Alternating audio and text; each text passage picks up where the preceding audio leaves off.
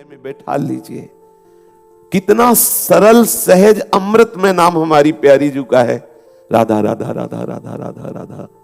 कुछ नहीं, मंत्र नहीं, कुछ चतुराशी जी नहीं, कोई आपको पढ़ना लिखना नहीं, इतना तो आता है राधा राधा राधा।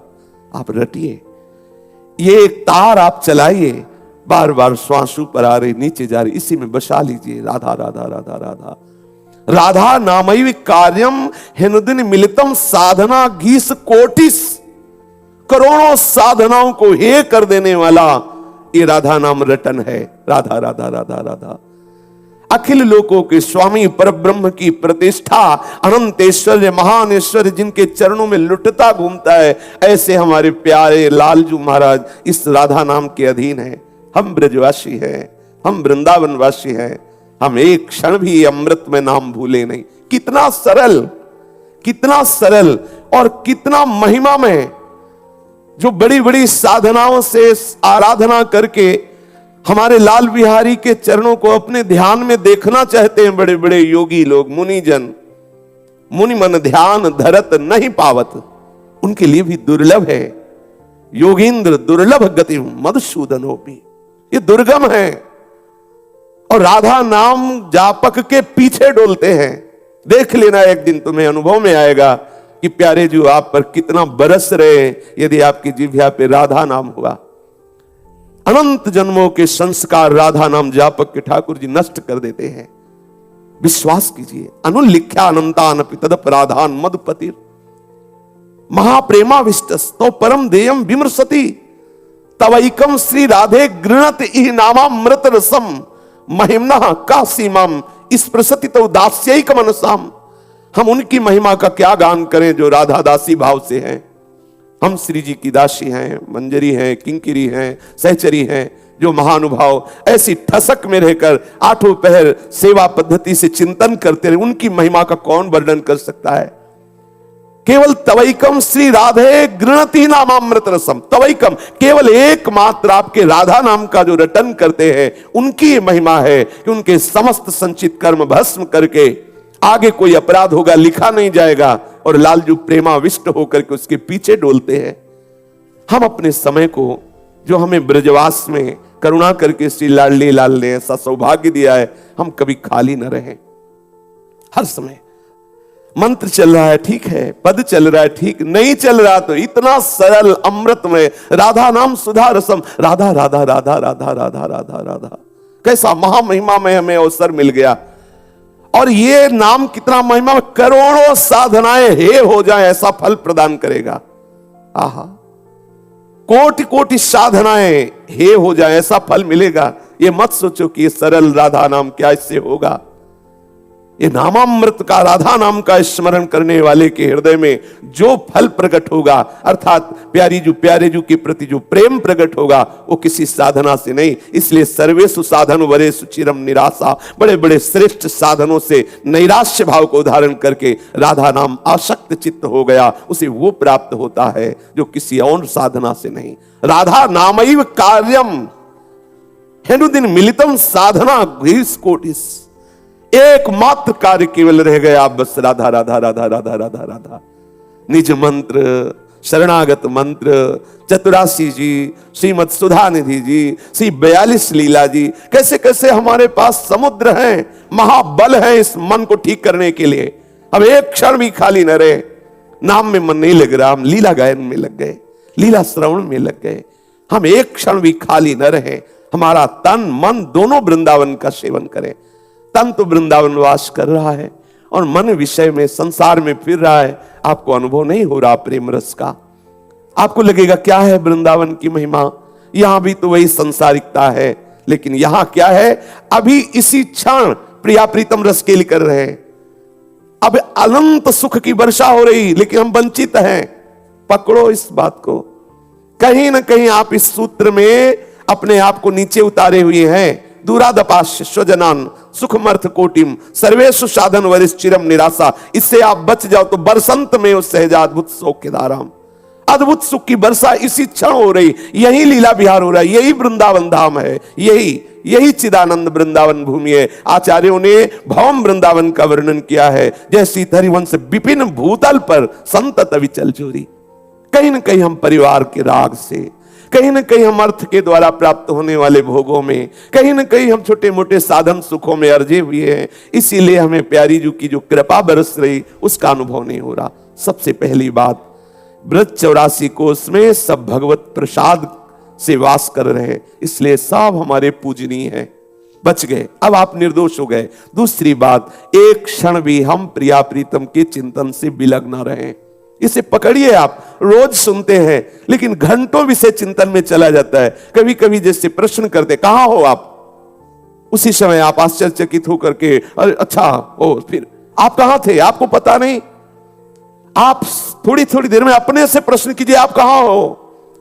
लौटा लिए इस मन को नाम में, रूप में, लीला में, धाम में, इसको लाइए। हरिराम व्यास जी कह रहे, तन मन दोनों से वृंदावन से प्रीति कीजिए, दोनों से वृंदावन का सेवन कीजिए।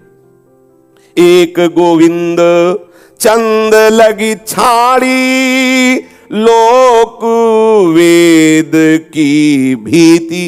ये लोक रीति और वेद रीति ये हमारे दोनों काम की नहीं है, क्योंकि हम प्रीति रीति के उपासक हैं। प्रीति रीति का उपासक यदि लोक रीति की तरफ देखेगा तो फंस जाएगा, और वेद रीति की तरफ देखेगा तो फंस जाएगा। वेदान्नपि संन्यस्ति सा अवचिन्नो केवलम अनुरागम। उस केवल चैतन्य चिदानंद अनुराग को प्राप्त करने के लिए वेदान्नपि संन्यस्ति, वेद का भी पूर्ण रूप से, वेद रीति की भी हमें परवाह नहीं करनी। हमें प्रीति रीति, हम प्रीति रीति के उपासक हैं। हमें श्यामा श्याम के श्री अंगों की सेवा का सौभाग्य चाहिए, हर समय उनके समीप रहना है, हर समय हमें उन्हें दुलार करना है। इसलिए न लाज तीन लोकन की, न वेद को कहो करे, वेदान्नपि संन्यस्ति। हमारे सिद्धांत है रसिक जनों की वाणी, वेद रसिकन की वाणी। हमें प्रमाण वेद नहीं, हमें रसिकों की वाणी से प्रमाण लेकर के अपने मार्ग में चलना है। एक गोविंद चंद की प्रीति के लिए हमने लोक रीति और वेद रीति दोनों का त्याग कर दिया है। एकमात्र प्रभु के प्रेम रस की प्राप्ति के लिए करनी अकरनी दो विधि भूले, विधि निषेध सब रहे धरे। हमें ना विधि से मतलब है, ना निषेध से मतलब है। आठों पहर अपनी प्यारी जू प्यारे जू को रिझाने से मतलब है। सहज स्नेह देह गति बिसरी, आहा, देह में रहते हुए विदेह हो जाता है उपासक। जो ब्रजरज उपासक है, वृंदावन का उपासक है, देह में रहते हुए विदेह, जीवन मुक्त हो जाता है बहुत शीघ्र, क्योंकि यहां की वायु, यहां का रज, यहां के रसिकों का संग बहुत जल्दी रजोगुण का नाश कर देता है। हृदय में जैसे जैसे हमारे शत्रुगुण बढ़ता है, वैसे वैसे जैसे जल निर्मल स्वच्छ होता है तो उसकी तह में क्या है हम देख पाते हैं। ऐसे जब हृदय में शत्रुगुण की बाढ़ आती है तब हमारे अंदर भक्ति का रंग और एक से एक दिव्य सद्गुण जो विराजमान भगवत चरणारविंद के आश्रय से हृदय में है, वो सब प्रकाशित, यही सब विराजमान है, सब हृदय में प्रकाशित होने लगते हैं। धीरे धीरे ऐसी स्थिति आती है, वो सतोगुण का भी त्याग करके गुणातीत स्थिति में विराजमान हो जाता है उपासक। प्रेम गुणातीत है, गुण रहितम।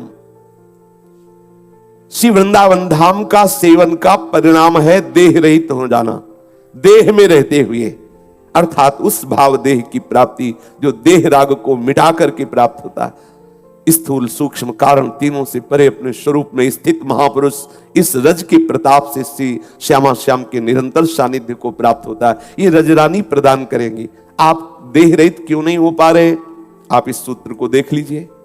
कहीं आप ब्रज 84 कोष के अंतर्गत वास करने वाले व्यक्ति वस्तु स्थान की निंदा तो नहीं कर रहे, दोष दर्शन तो नहीं कर रहे, देख लीजिए आप। कहीं ऐसा तो नहीं है कि आप यहां रहकर विषय भोग, विषय चिंतन, विषय चेष्टाएं, गंदी चेष्टाएं, आप रोकिए अपने आप को। ये रजरानी आपको देह राग रहित कर देगी। ये अपराध मत कीजिए।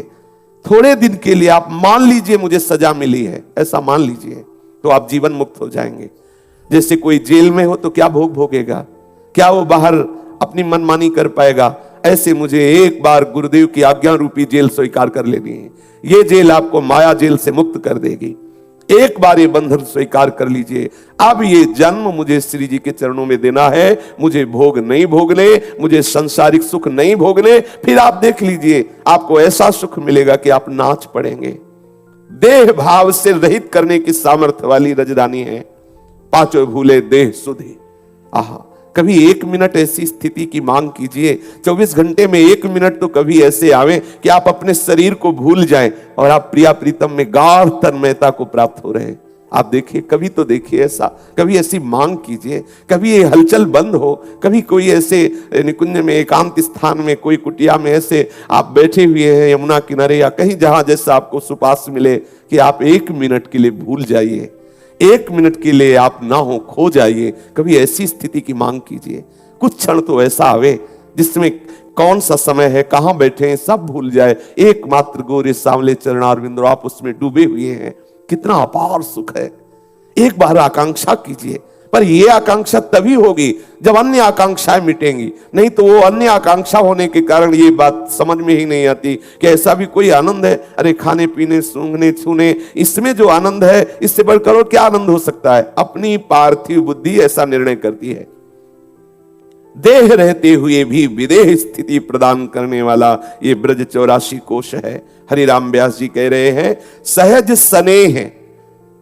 सहज में ऐसे अपने लगने लगेंगे श्यामा श्याम कि आपका जो स्नेह देह में था, देह संबंधियों में था और भोगों में था, वो सब छूट जाएगा। देह कुटुंब ते जाए छूट सबही विधि ना, तो सब विधान से आपका चित्त राग रहित होकर अपने प्राण प्यारे श्री श्यामा श्याम के चिंतन में डूब जाएगा। संपत्ति सदा रहत विपदा मही मोहन की प्रतीति। इस वृंदावन में जो तुम्हें विपत्ति मिले, प्रतिकूलता मिले, अपमान मिले, तो जान लेना संपत्ति मिलने वाली है। बड़ा आनंद का यह विषय है। जब आप भगवत मार्ग में श्रीधाम वृंदावन का आश्रय लेकर चले और आपको प्रतिकूलता, निंदा, अपमान, रोग और भी, तो आप उस समय आनंदित होइएगा कि श्यामा श्याम के मिलने के विधान बनाए जा रहे हैं। हरिराम व्यास जी संबोधन कर रहे हैं, संपत्ति सदा रहित विपदा मही। यहां धामवास करते हुए जो आपको विपत्ति आ रही है कि जब से वृंदावन आए तब से ये रोग, तब से ये परेशानियां, तब वो ब्रजवासी जन ऐसा बोलते हैं, वो ऐसा, कई तरह के आपको प्रतिकूलताएं नजर आती है। बहुत हमें परेशानी हो रही, उसी परेशानी में महाआनंद भेजा जा रहा है। आप चुपचाप सह करके दैन्य भाव से श्यामा श्याम का चिंतन बराबर बनाए रखिए। आप देखिए, वो विपदा में संपदा छुपी हुई है। कौन सी संपदा? रुपया पैसा, ये तो विपदा है। ये तो ऐसी विपदा है जो संपदा से रहित कर देने वाली है। सच्ची संपदा है श्री श्यामा श्याम। हमारे शरीर को जब रोग होता है, बाहर से जब प्रतिकूलता आती है, जब बाहर से निंदा होती, तो जो सच्चा उपासक होता है वो और एकाग्र होता है श्यामा श्याम की तरफ। वो और तन्मयता धारण करता है श्यामा श्याम की तरफ कि वो चिंतन में ही ना आने पावे प्रतिकूल बर्ताव, प्रतिकूल चेष्टाएं, शरीर के रोग आदि। प्रिया प्रीतम का चिंतन, गाढ़ चिंतन, अनुभूतिमय चिंतन, आपके हृदय में ऐसा लगेगा श्यामा श्याम विराजमान। खत्म हो गया रोग का चिंतन। ये धाम सामर्थ्य देगा। बस आप अपराध मत कीजिएगा, आप दोष दर्शन मत कीजिएगा, आप किसी की निंदा मत कीजिएगा। अग्नित प्रलय पयोदि बढ़त हु मिटी न घोष बशीति। जहां आप वास कर रहे हैं, यहां महाप्रलय की भी वायु और जल का प्रवेश नहीं होता। अर्थात संपूर्ण सृष्टि का विनाश होने पर भी चिदानंद ब्रजधाम प्रकाशित रहता है, अपनी महिमा में ये विराजमान है। प्रियालाल का ये नित्य महल संपूर्ण सृष्टि का प्रलय हो जाने पर भी ये स्वाभाविक आनंद में विराजमान रहता है। यहां महाप्रलय की पवन का भी प्रवेश नहीं है। अभी हमारी इंद्रियां विषय सेवन में बलवान, फिर भागवतिक दिव्य शक्ति के लिए बलवान हो। इसलिए पवित्रता, आपके वस्त्र पवित्र हो, आपका भोजन पवित्र हो, आपका वास पवित्र हो, आपके भोजन पाने के पात्र पवित्र हो। आप फिर देखिए, आपका विचार पवित्र होगा, आपका चिंतन पवित्र होगा, और पवित्रता में ही आप अनुभव करेंगे आप देह नहीं है, आप अंतःकरण नहीं है। आप अपने स्वरूप का परिचय पवित्रता से प्राप्त कर पाएंगे। ये जैसे आया, जूठे मुंह खाए पिए, ऐसे खड़े लघु शंका और सौच कपड़ा पहन के गए, सब अपवित्र, ऐसे क्या? उससे बुद्धि निम्न कोटि की विषयों का चिंतन करती रहती, विषय आचरण जलते रहते, बिना भय के कल्पनात्मक भय हमें सताते रहते हैं। पवित्रता बहुत अनिवार्य है। कलयुग का ऐसा प्रभाव है कि धीरे धीरे खान पान अपवित्र, आचरण अपवित्र, इसका कोई महत्व नहीं। बोलो जूता पहने लोग भोजन पाते हैं, आश्चर्य है। और इसको एक जाना जाता है कि बहुत अच्छे लोग, मतलब धनी मानी लोग हैं। अरे तो बड़े लोग हैं, अरे बड़े लोग, पशुता का त्याग नहीं हो रहा, बड़े लोग हो गए। जूता मोजा जानते हो कैसे भोजन? भोजन को पहले प्रणाम करके भगवत स्मरण करते हुए। अच्छा, आप नई भूमि में बैठ सकते हैं तो ठीक है, किसी कुर्सी आदि में बैठ गए, लेकिन आपके हाथ पैर धुले होने चाहिए। शास्त्रीय पद्धति है, हाथ पैर धो करके भगवत स्मरण कर पवित्र भाव से एक एक कवल पाइए। देखो कैसा चिंतन बनाता है, वो खून बनेगा, वो भाव बनेंगे जो आपको ऊर्जा शक्ति मिलेगी भगवत मार्ग में चलने के लिए। हमारा क्या आचरण हो रहा है?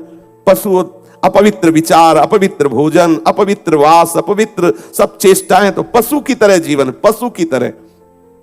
वो एक यही वृंदावन में मध्याह्न में किसी के तो वहां शौच के लिए तो एक ऐसे बंडल सा टंगा था कागज का, तो पूछा भाई इसका वो जल की व्यवस्था, तो उनका कि हाँ वो आपके लिए करते हैं जल की व्यवस्था, क्योंकि तो हमका ये क्या है, मतलब इसका वो कागज जैसा था, ऐसे बंडल जैसा। बोले इससे वो मतलब और अब बताओ भगवान कैसा, मतलब कैसा विचित्र जीवन। हे भगवान, प्रणाम है ऐसी वीआईपी पने को। इसलिए थोड़ा सावधान, बाहरी पवित्रता और आंतरिक पवित्रता दोनों परम पवित्र सच्चिदानंद भगवान के स्मरण के लिए आवश्यक है। आपका वास पवित्र, भोजन पवित्र, आचरण पवित्र, विचार पवित्र, तो परम पवित्र श्री हरिप्रिय आपके हृदय में प्रकाशित हो जाएंगे। हैं तो सबके हृदय में, पर वो पर्दा डाले हुए सतोगुण रजोगुण तमोगुण का, इसलिए पवित्रता अनिवार्य है। शरीर को शुद्ध रखने से शरीर की राग वृत्ति का नाश हो जाता है। आपके अंदर ऐसा विवेक जागृत होगा, शरीर राग छूट जाएगा। सबको नीचा दिखा के सर्वश्रेष्ठ बनने की जो लालसा है वो गलत है। सर्वश्रेष्ठ के हैं, इसलिए हमारे हृदय में वो सर्वश्रेष्ठ बनने की कामना। जैसे हम अविनाशी के हैं तो एक बात हृदय में रहती, कभी मरू नहीं। सुख सिंधु के बच्चा है, इसलिए सबके अंदर लालसा होती है अपार सुख मिले। सुख सिंधु के है ना, तो लगता है अपार सुख मिले। ये हमारे प्रभु की तरफ संकेत करता है अंदर से, तुम प्रभु के हो। इस सर्वश्रेष्ठ पदवी पर पहुंचने के लिए सबको भगवान मान करके पहुंचा जा सकता है। अपने को भगवान मानने की चेष्टा करोगे और सबको नीच, तो आप जा नहीं पाओगे। और आएगी सबके हृदय में आती है सर्वश्रेष्ठ, मैं सर्वश्रेष्ठ, क्योंकि सर्वश्रेष्ठ के हम हैं, इसलिए वृत्ति आएगी, सबके हृदय में आती है। यहां तक कि जब कोई बुरा करने लगता है तो सोचता है मैं इतना बुरा बनूं सर्वश्रेष्ठ कि मेरे से बड़ा बुरा कोई ना हो। वो अंदर आता है, सबके अंदर आता है सर्वश्रेष्ठ, क्योंकि वो सर्वश्रेष्ठ का अंश है। उसकी पद्धति गलत हो जाती है, आचरण गलत हो जाते हैं, दिशा गलत हो जाती है, तो सर्वश्रेष्ठ नहीं पहुंच पाता। सर्वश्रेष्ठ पद पर पहुंचने के लिए सबसे नीच बनना होता है। त्रणादपि सुनीचेन, पहुंच गए सर्वश्रेष्ठ, ये मार्ग उल्टा है। सबसे बड़े परम पद में पहुंचने के लिए सबसे नीचे हो जाओ, छोटे बन जाओ, बन जाओगे। जैसे ज्ञान मार्ग में है, दूसरे को स्वीकार ही नहीं करते, मेरी आत्मा ही सब रूपों में है, सर्वम खलमिदम ब्रह्म ने नाना, वहां कोई छोटे बड़े का प्रश्न ही नहीं, वो उस परम पद में स्थित हो जाता है। और भक्त सबको अपना आराध्य देव मान करके सबके चरणों में झुक करके परम पद में आरूढ़ हो जाता है। ये जो मान्यता है, जो दूसरों के प्रति ये भाव है कि इनसे मैं सर्वश्रेष्ठ हूं, ये पतन का कारण है। ध्यान रखना, दूसरे हमसे छोटे हैं, दूसरे अल्पज्ञ हैं, मैं सर्वश्रेष्ठ विद्वान हूं, बुद्धिमान हूं, बलवान हूं, रूपवान हूं, गुणवान हूं, भगवान हूं, जो भी कहो, वो पतित हो जाएगा। यहां जो लालसा जागृत होती है सर्वश्रेष्ठ की, वो गलत नहीं है, क्योंकि हम सर्वश्रेष्ठ के हैं, पर उसके पहुंचने की पद्धति है। ज्ञानी आत्मस्वरूप से सर्वश्रेष्ठ होता है और भक्त सब में भगवान देख करके सर्वश्रेष्ठ। सब आत्मास्तु दुर्लभा, कौन? जो वासुदेवा सर्वम, जो सब जगह अपने प्रभु को देखता है, अपने को सबसे नीच मानता है, उस परम पद पर आरूढ़ हो जाता है।